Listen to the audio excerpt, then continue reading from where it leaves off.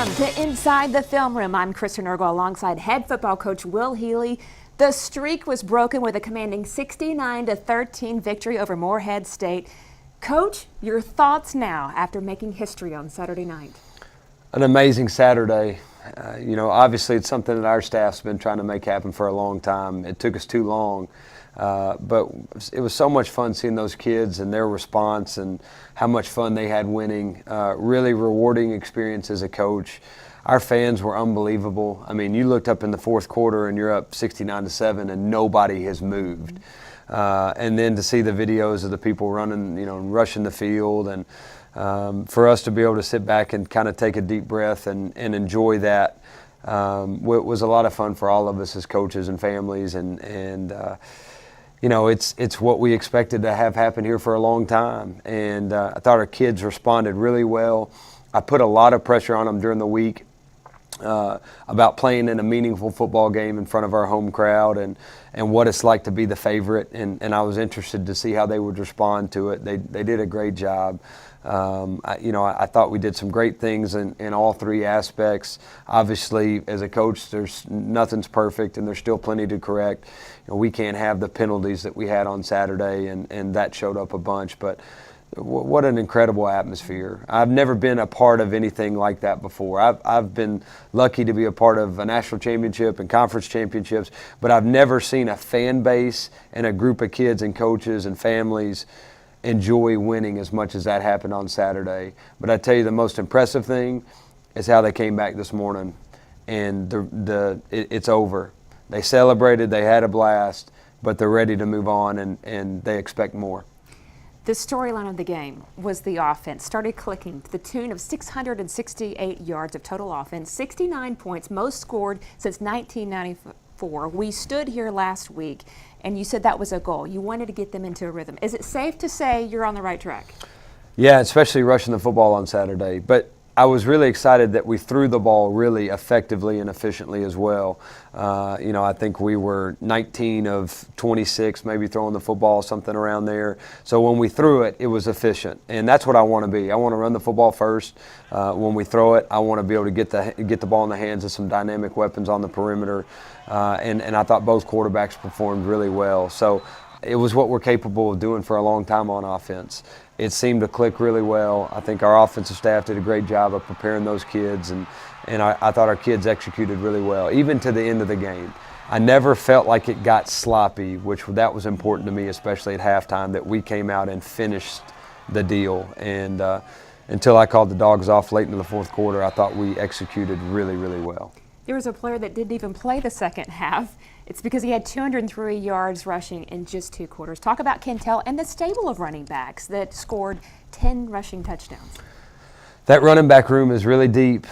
We got good. We have 4 that I think are really, really talented, and I thought all 4 of them did great things on Saturday. Obviously, Kentel had the biggest home run hits. His teammates gave him a pretty hard time for not scoring on a couple of those things too, but shows their team speed. They did a good job. But I thought all 4 of them did some really good things, put some things on film. Think Ahmad Tanner's continuing to impress. Glad to see Trey Nation take the next step. I think he's got a chance to be really good. And then Prince is Mr. Consistency. So Sean Dawkins does a great job with that room. And I thought they ran hard. They finished. They were physical at the point of attack. And a very productive day out of the running backs group. Defense also had a big night. They started fast. 3 interceptions, first time in 5 years. The offense capitalized off of those. How significant was the play of the defense? Well, to me, the pick on the first drive was huge. We had to start fast. And again, our defense has been really good and solid all year long. I expect them to be that way, continuing moving forward.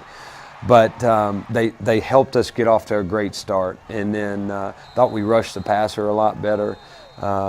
You still go back and you gave up a couple big plays that we feel like we could get guys on the ground. Basically 160 out of their 340 yards were plays, as you go back and look at it, that we should have had them down for 10, 15-yard gains. We've got to eliminate those 2 plays because it was 2 plays the week before that cost us as well. But I think our defense is playing very well. They're playing together. We rallied to the football. We played with so much energy and enthusiasm, and we created turnovers. That was a big day for our defense.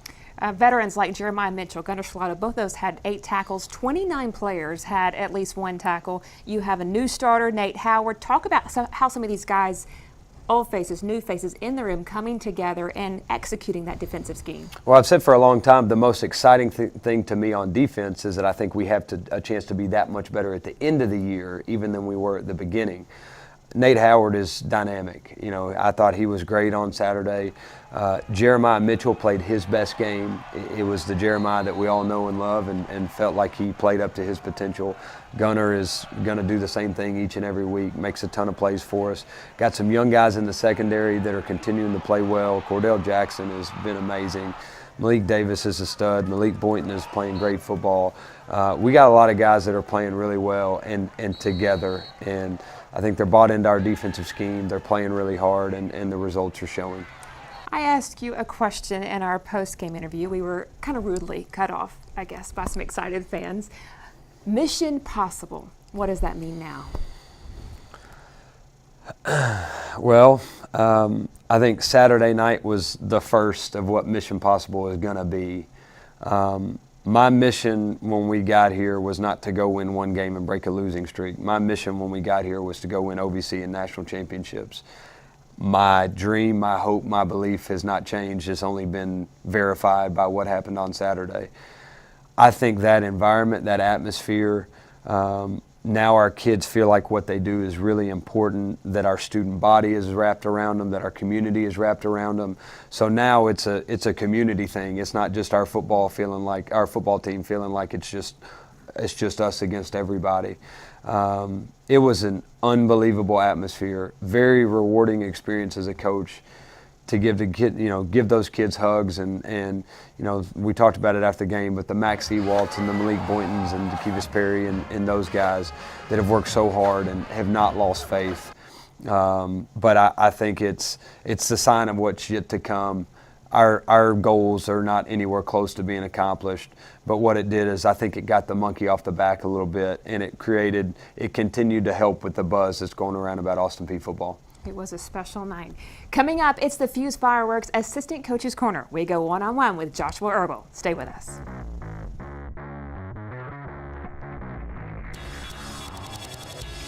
Welcome back. It's the Fuse Fireworks Assistant Coach's Corner. I'm alongside Run Game Coordinator Joshua Earble. As you might know, this is my husband. Now, this is typically the part of Inside the Film Room where I pull the highlight reel, if you will, of an assistant coach's background and ask them how that experience helps them today at Austin Peay. So since it's a little bit hard to brag on camera about your spouse, I'm asking these as a reporter. Okay, Coach? Yes, ma'am. All right. So you were a head coach at a university in Texas, ETBU. You turned a losing program around in 3 seasons, won a conference title, and Coach of the Year. How has that experience helped you today at Austin Peay? Well, I think all of us in our professions, we draw on previous stops or previous responsibilities. Anytime you get to run a program in a holistic manner and just see the ins and outs and all the details that a head coach has to deal with, hopefully I'm an asset to Coach Healey and what he has to do on a daily basis. And even though it was a smaller level for me, I just hopefully I can bring be a source of a resource for him and bring some insight, not just being an offensive line coach, but being somebody who understands how much he's being pulled on a daily basis. 10 rushing touchdowns the last game, broke the school and the OVC record. Yeah. What changed from weeks 1 and 2 to today? Well, I really don't know if anything really changed. I know that these young men, they come to work every day, and they work extremely hard. I think that our game plan Saturday night was just as good as the other 2 have been. Coach Satterfield does a phenomenal job of calling our offense and really putting kids in a position to make plays. I really think that they received some energy from the home crowd. I think that that new record we set, home attendance on Saturday night, was phenomenal in an electric atmosphere. Probably one of the best atmospheres we played in this year, even though the other 2 were on the road.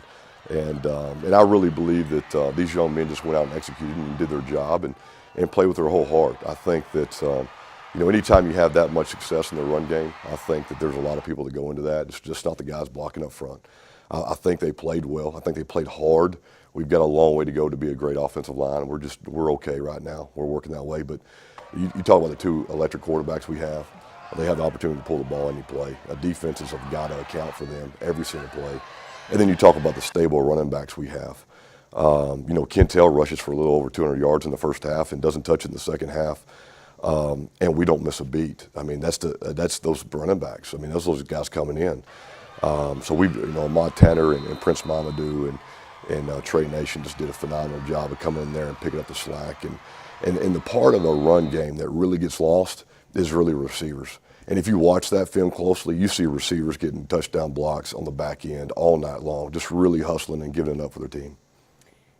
You've coached offensive line. You've been around the offensive line for a while. What do you like about this group you're coaching right now? This group's special. These guys have really gelled together for me. I feel very lucky to be the offensive line coach at Austin Peay. They really just bring their hard hat every day. I mean, they're great men.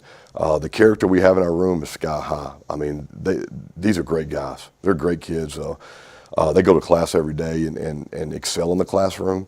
I really think that allows us to do a lot up front and to run a lot of schemes because their intelligence level. They're students of the game. And then when they come to practice, it's just they like getting physical. And they like their job, which is a thankless job sometimes.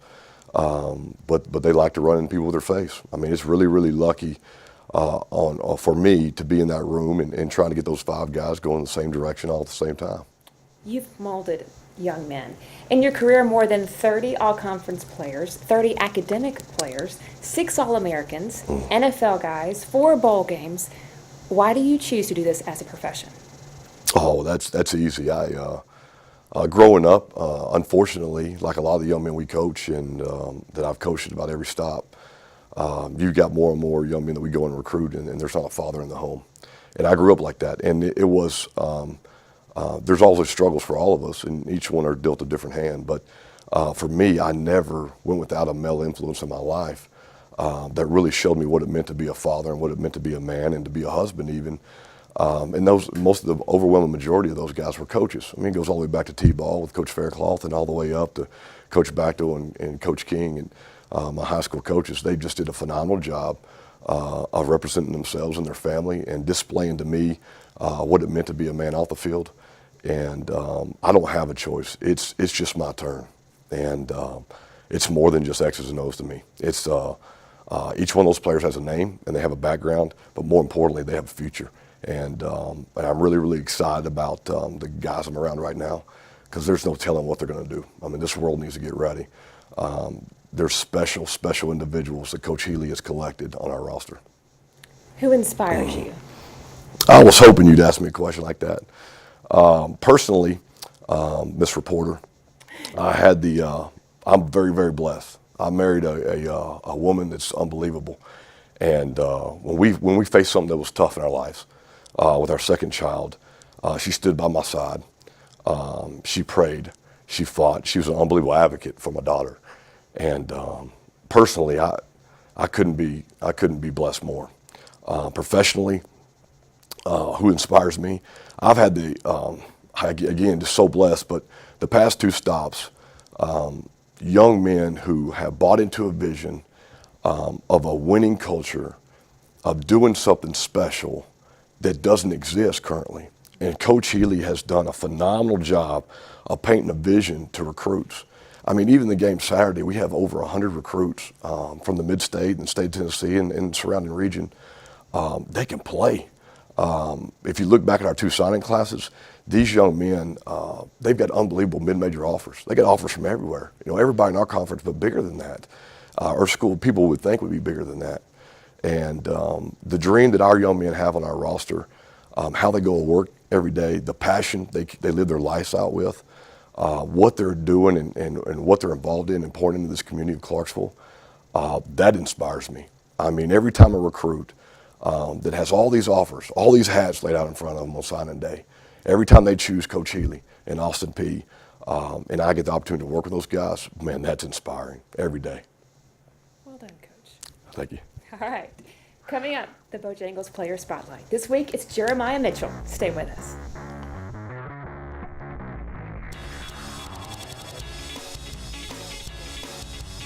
Welcome back to the Bojangles Player Spotlight. I'm next to Jeremiah Mitchell. You're a senior. You've played in every game since stepping on campus. What did Saturday mean to you? Well, with everything that we've been through, it really meant a lot because, going on a streak of 28, 29 games of losing, it's not a good feeling at all. Like, you always expect to win, and when you don't win, it's not a good feeling. And you don't want to get used to it. It's not a good feeling at all to get used to. You had a big game personally, 8 tackles. The defense only allowed 3 third down conversions, 4 turnovers. That's including 3 picks. Unbelievable night. What was key in having that level of success? I think the most important thing was how we practice. When you practice, like practice is the game, it really shows in a game. It slows down a game for you mentally and physically while you're out on the field. And when everybody does their assignment and it all contributes and correlates with one another, it really shows. And I think that's what really helped us out. Just after your sophomore season, your head coach was let go. Yes. A new coach came in, Coach Healey.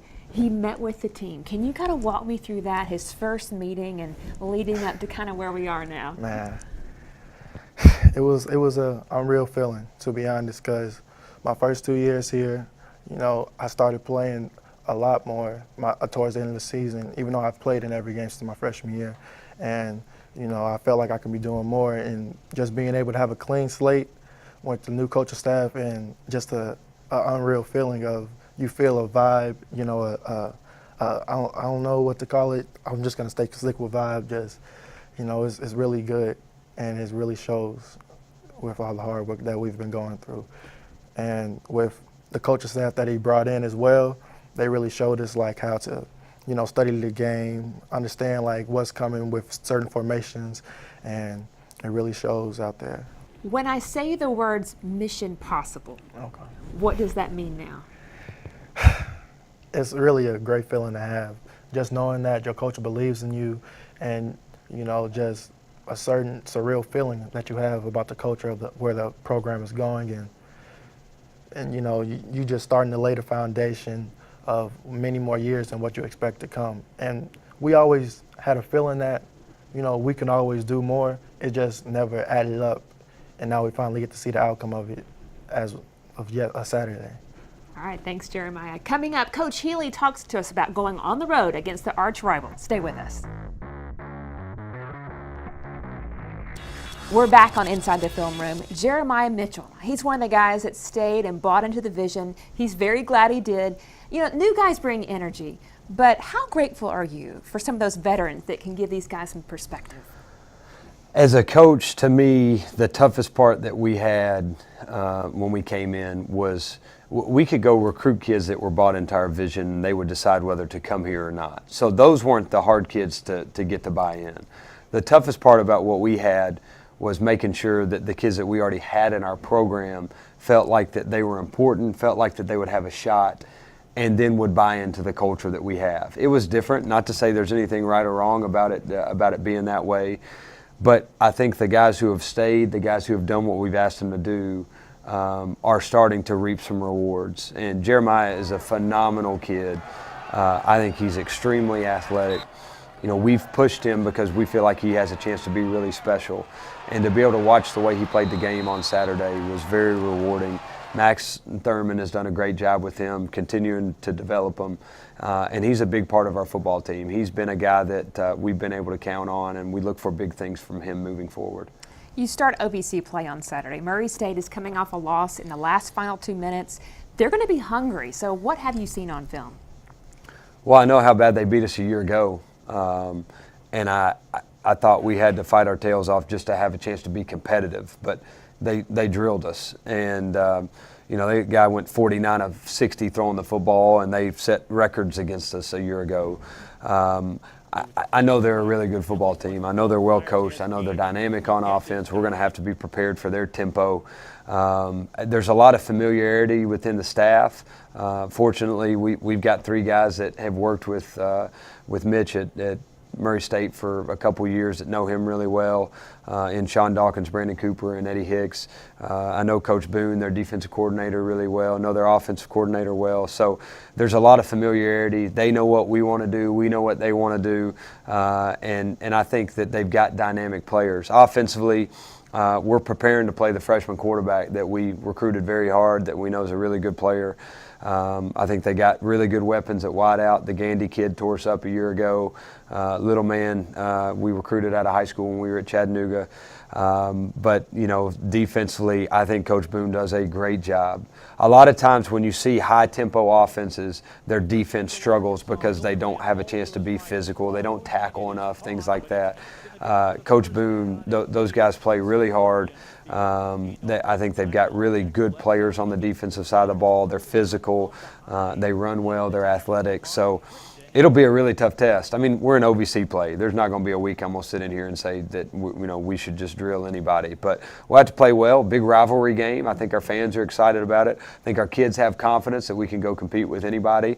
And we got to go perform at a high level and make it an exciting Saturday. What's going to be key to having success?